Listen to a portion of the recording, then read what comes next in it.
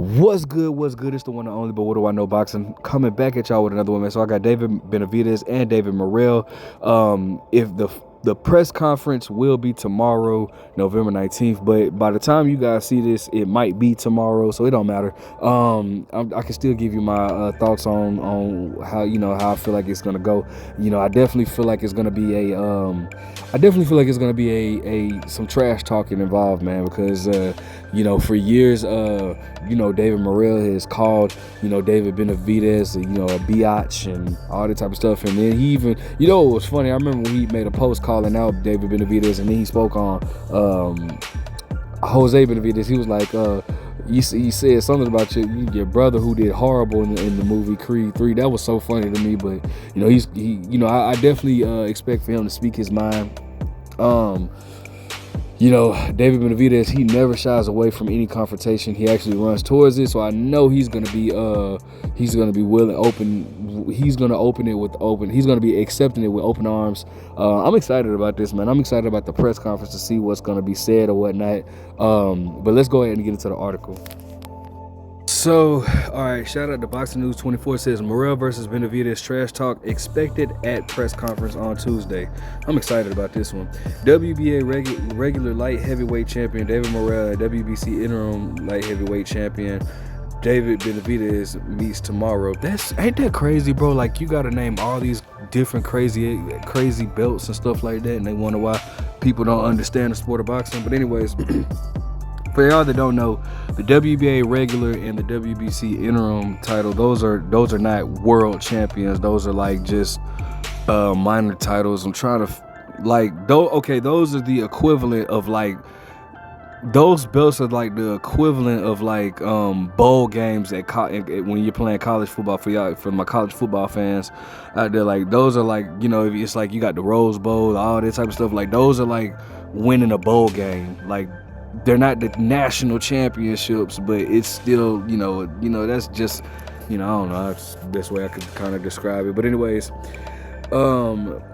they both meet tomorrow, November 19th, for their kickoff press conference to begin promoting their clash on February 1st. Morrell will give Benavidez a piece of his lip, letting him know what he thinks of the Mexican monster for avoiding him all these years. Even though I don't feel like David Benavidez avoided David Morrell, because I mean, like, if we're just being 100, David Benavidez had, when he was at 168, before he moved up, he had the best resume outside of Canelo Alvarez. He was just chasing greatness or whatnot, and Canelo didn't want to fight him, but now he's fighting him right here. So he's showing that, like, hey, bro, I'm willing to fight the best. If the best don't want to fight me, I'm willing to fight who's ever next up in line. So but the Cuban talent has been frustrated with Benavidez ducking him, and he's labeled him a coward for choosing not to fight him until now. Many believe that Benavidez finally relented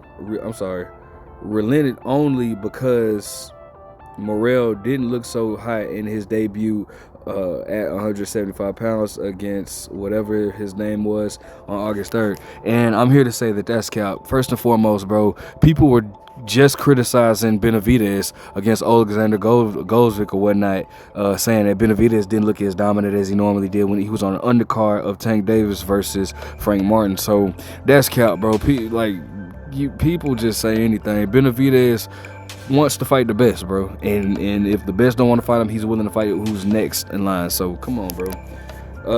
The former two-time WBC super middleweight champion Benavidez is trying to reinvent himself at 175 pounds after growing out of the 168-pound division. He should have moved up to light heavyweight 5 years ago, but he'd been waiting around trying to maneuver himself into a title fight against Canelo Alvarez. Benavidez, who has the record of 29-0 with 24 knockouts, and Morrell, who has the record of 11-0 with 9 knockouts, are viewed as two of the best fighters at 175 pounds, outside the undisputed champion Artur Beterbiev and former WBA title holder Dmitry Bivol. Whoever comes out victorious in the Benavidez-Morrell fight could fight one of those two in the first half of 2025. Morrell Benavidez will meet on Tuesday at the Novo in LA live at 1 o'clock p.m. So that's Tuesday, November 19th. You guys make sure you stay tuned to that. It says in the co-feature on the card, WBC World Featherweight Champion Brandon Figaroa fights Stephen Fulton in a rematch. That's a fight that could steal the show from the main event. I'm definitely excited about that, bro. Stephen Fulton and Brandon Figueroa, definitely excited about that rematch, bro. First fight was very, very close. Stephen Fulton, I'm a little concerned with, because after that fight, it seems as though he's kind of stayed at a plateau. I haven't really seen him get better, but I'm excited about that fight, though. I'm super excited to see. Maybe this fight will bring out the best of Stephen Fulton or whatnot. The two battled November 27, 2021, with Fulton, who has the record of 22-1 with 8 knockouts, defeating Figueroa, who has the record of 25-1 with 19 knockouts by 12-round majority decision. Fulton neutralized Figueroa's power by outboxing him. Since that fight, Fulton's chin has been dented by Noel Inoue, losing him by an 8th round knockout last year on July 25th. In Fulton's last match, he was hurt by Carlos Castro, but was able to survive to win a 10-round split decision. Fulton didn't look like the same fighter he had been once pre-Inoue, and there has been questions about whether this is a permanent vulnerability for him. If Fulton can no longer take a hard shot with crumbling, he won't do well against Figueroa, who will be on him nonstop.